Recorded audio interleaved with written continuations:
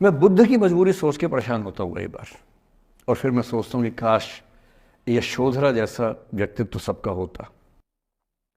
बुद्ध की रियल कहानी क्या है शायद किसी को नहीं पता। मैं जिस कहानी की बात कर रहा हूँ, मैथिली शरण गुप्त नाम के एक बड़े प्रसिद्ध कवि ने यशोधरा नाम की पुस्तक में वो कहानी लिखी है, भूमिका में जिक्र किया।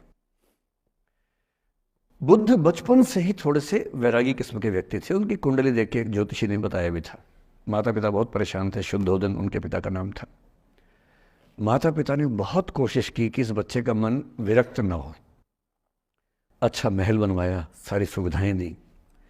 जैसे ही बुद्ध थोड़े से किशोरावस्था में आए, उस समय की दुनिया की सबसे खूबसूरत महिला से, लड़की से, यशोधरा से उसकी शादी करवा दी। यशोधरा के पिता ने काफ़ी एग्ज़ाम लिए बुद्ध जी के, वो सारे एग्ज़ाम में पास हुए, तब जाके शादी हुई। ऐसे नहीं हुई, शादी हुई। तो बुद्ध भी ठीक था, रमे रहे उस जीवन में। बेटा हुआ उनका राहुल। अब बुद्ध की विरक्ति का भाव बढ़ता जा रहा था। 29 साल की उम्र के आसपास ऐसा हुआ कि उन्होंने एक मृत व्यक्ति को देख लिया, एक बूढ़े को देखा, एक भिखारी को देखा, एक बीमार को देखा। विरक्त हो गए और उनका मन हुआ घर छोड़ दूं, ज्ञान की खोज में चला जाऊं। अब ज्ञान की खोज में जाएं, उनको पता है कि भाई मेरी पत्नी भी है, मेरा बेटा भी है, राज्य भी है, कैसे छोड़ दूं? छोड़ना जरूरी है। अंदर की आवाज है कि छोड़ो, तुम इस चीज के लिए नहीं बने हो, तुम्हारा स्वधर्म कुछ और है। बाहर की जिम्मेदारी है कि छोड़ नहीं सकते। मैं अनुमान करता हूं कि बुद्ध ने शायद अपने पिताजी से कहा हो कभी कि पिताजी मैं बहुत परेशान हूं, छोड़ना चाहता हूं। तो पिता ने समझा बुझा के मना किया होगा कि बेटा शोभा नहीं देता, ऐसा मत करो। हो सकता है पत्नी से भी बात की हो, पत्नी ने भी कहा हो कि ये क्या बात हुई, हम सबका जीवन तुम पे टिका है, बच्चा अभी बिस्तर से भी नहीं उतरा है, अभी तो चलना भी नहीं शुरू किया है, तुम ऐसी बात कर रहे हो। इसका जिक्र नहीं मिलता इतिहास में कि ये बात हुई कि नहीं हुई। और एक दिन बुद्ध ने तय किया और वो आधी रात को पत्नी और बेटे को सोता हुआ छोड़ के चले गए।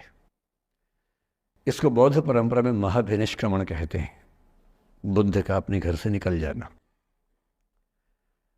अब बुद्ध चले गए, लेकिन मैथिली शरण गुप्त यशोधरा के पर्सपेक्टिव से बुद्ध को देख रहे हैं।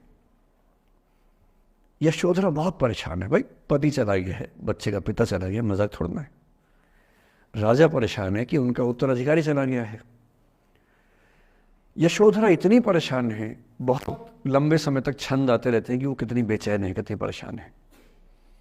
लेकिन यशोधरा की सबसे बड़ी परेशानी इस बात से नहीं कि बुद्ध चले गए, इस बात से है कि बिना बताए चले गए, भरोसा नहीं किया।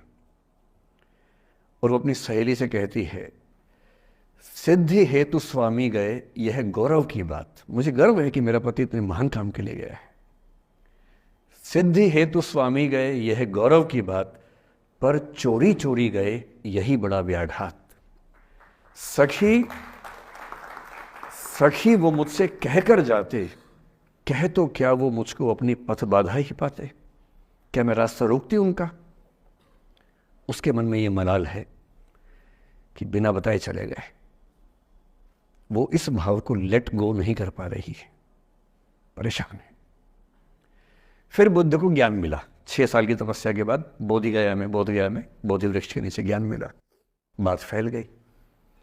जो 5 शिष्य बुद्ध को छोड़ के भाग गए थे उनके बुरे वक्त में, उन्हीं 5 को बुद्ध ने सबसे पहले ज्ञान दिया सारनाथ में, जिसको धर्मचक्र प्रवर्तन कहते हैं। बुद्ध की ख्याति बढ़ने लगी। शुद्धोदन ने बुद्ध के पास, अपने बेटे के पास कई लोगों को भेजा ये कहने के लिए कि भाई यहां भी तो आओ, हमसे भी तो मिलो। बुद्ध का ऐसा प्रताप था कि जो उनके पास जाता वो बुद्धम शरणम गच्छामि हो जाता, वापस ही नहीं आता।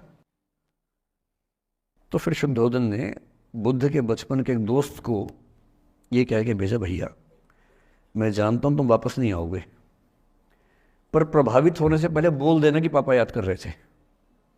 तो वो गया, उससे वायदा निभाया, हो तो गया, बुद्ध के संग में दीक्षित हो गया, पर वायदा निभा दिया।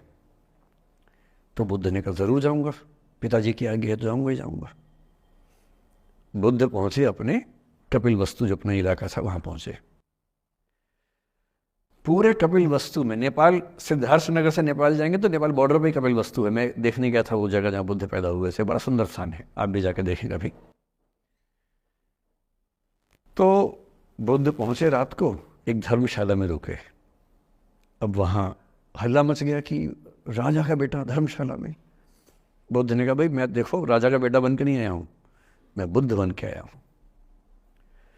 सुबह उठ के भिक्षा मांगने लग गए उस इलाके में, अपने ही पिता के राज्य में। पिता ने सिर पीट लिया कि भाई क्या कर रहे हैं।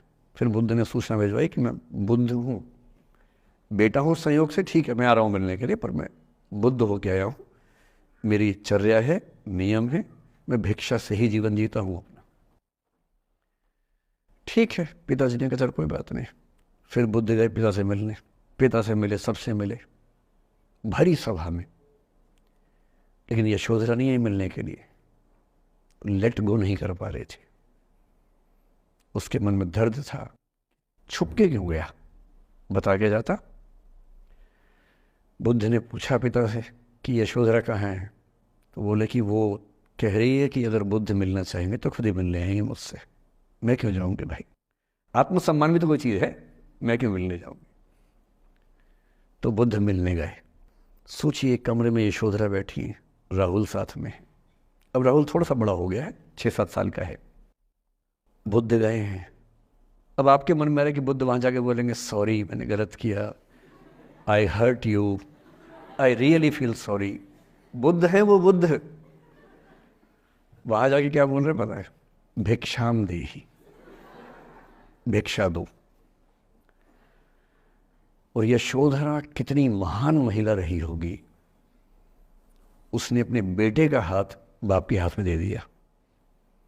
लेट गो का इससे महान उदाहरण दुनिया के इतिहास में नहीं है कि चलो आखिर तुमने आके झुक के कुछ मांगा तो सही। उसकी जितनी ईगो थी, अहंकार था, सब विगलित हो गया। और जो औरत परेशान थी कि मुझसे बिना बताए गया, उसने अपने बेटे को दे दिया कि इसको लेके जाओ, क्योंकि मैं जानती हूं कि तुम महान काम कर रहे हो, और तुम महान काम कर रहे हो तो मैं क्यों बीच में आऊंगी भाई। मेरा पति महान काम कर रहा है तो मुझे खुशी होनी चाहिए, और तुम्हारी उस खुशी में मैं क्यों पीछे हटूं। बस मुझे भरोसे में लेके जाते तो और खुश होती।